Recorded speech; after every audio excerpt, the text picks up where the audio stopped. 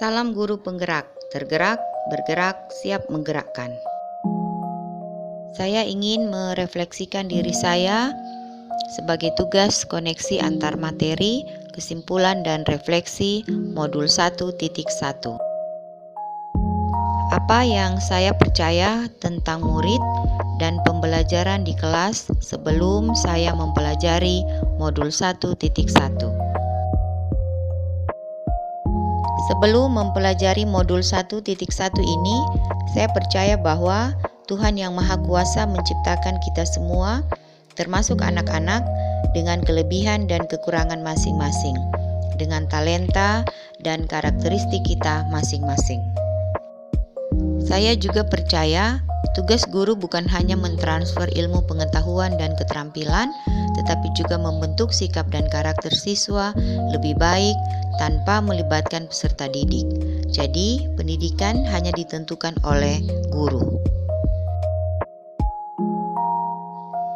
Pembelajaran yang saya terapkan selama ini, yang pertama, saya lebih fokus kepada aspek kognitif. Saya menuntut murid untuk mencapai nilai KKM dan merasa gagal jika nilai peserta didik tidak baik. Lebih banyak melakukan kegiatan ceramah daripada komunikasi dua arah. Saya lebih melihat hasilnya, bukan prosesnya. Secara keseluruhan, proses pembelajaran berpusat kepada saya sebagai guru. Saya ingin suasana kelas ketika saya mengajar harus tertib, disiplin, dan teratur. Saya menganalisa kebutuhan peserta didik, tetapi dalam pemberian materi, sangat jarang saya memberi ruang bagi mereka untuk mengeksplor diri mereka.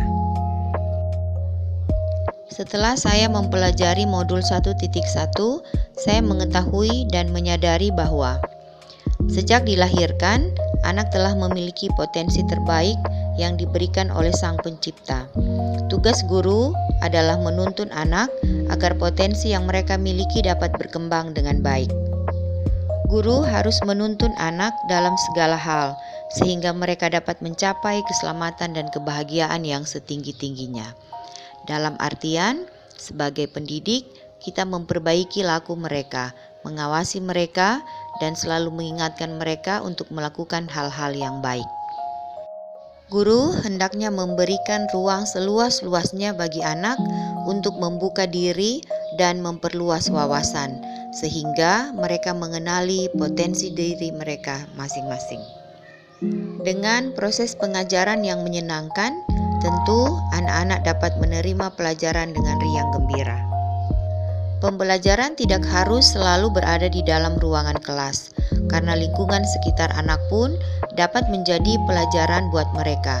Berinteraksi dengan lingkungan memberikan pemahaman tentang kearifan lokal yang akan mengarahkan kehidupan sosial, kultural mereka.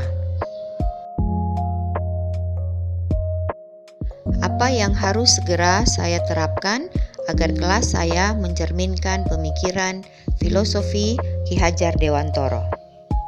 Saya harus mengubah mindset atau paradigma saya, pola pikir saya, bahwa saya harus menuntun anak-anak, bukan mendidik sebagaimana yang biasanya saya pahami.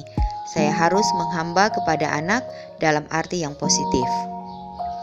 Saya melakukan diagnostic assessment, mengidentifikasi anak dan menganalisis kebutuhan mereka, agar memudahkan saya untuk lebih memahami mereka, latar belakang keluarga mereka, minat dan bakat mereka, bahkan keinginan dan ketertarikan mereka di bidang-bidang tertentu. Menerapkan kesepakatan kelas bersama peserta didik sehingga mereka juga bertanggung jawab dan berkomitmen melaksanakan hal-hal yang telah disepakati bersama. Menerapkan sistem pengajaran yang berpusat kepada peserta didik. Mereka bebas menentukan cara belajarnya sendiri, tetapi tetap mengacu kepada kurikulum yang berlaku, dalam arti bebas yang bertanggung jawab. Saya memberikan kesempatan kepada peserta didik untuk menggali materi dari berbagai pihak. Pengajaran dititik beratkan kepada pembangunan budi pekerti dengan mengacu kepada kodrat alam dan kodrat zaman. Kesimpulannya adalah Pendidikan harus berpusat kepada anak dan sesuai dengan kebutuhan anak.